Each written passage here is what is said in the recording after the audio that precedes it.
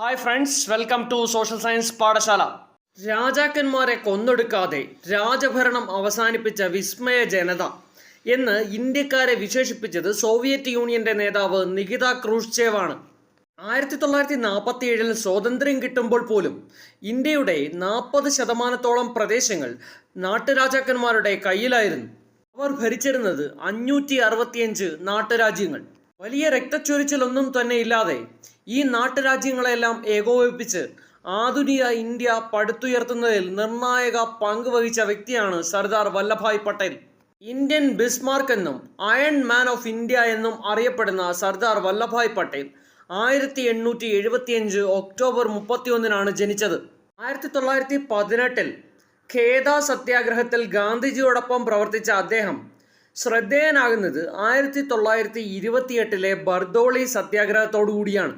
1931 അദ്ദേഹം Indian national കോൺഗ്രസിന്റെ പ്രസിഡന്റായി തിരഞ്ഞെടുക്കപ്പെട്ടു.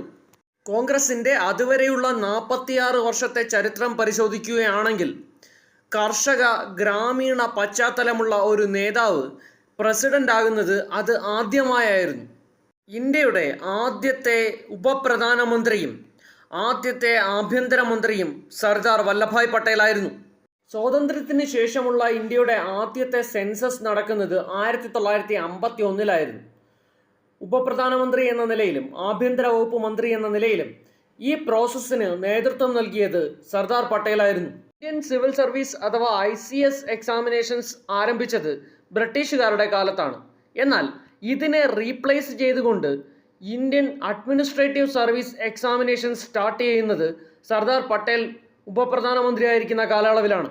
സർദാർ വല്ലഭായ് പട്ടേലിൻ്റെ ജന്മദിനമായ ഒക്ടോബർ 31 നാഷണൽ യൂണിറ്റി ഡേ അഥവാ രാഷ്ട്രീയ ഏകതാ ദിവസമായി ആചരിക്കുന്നു.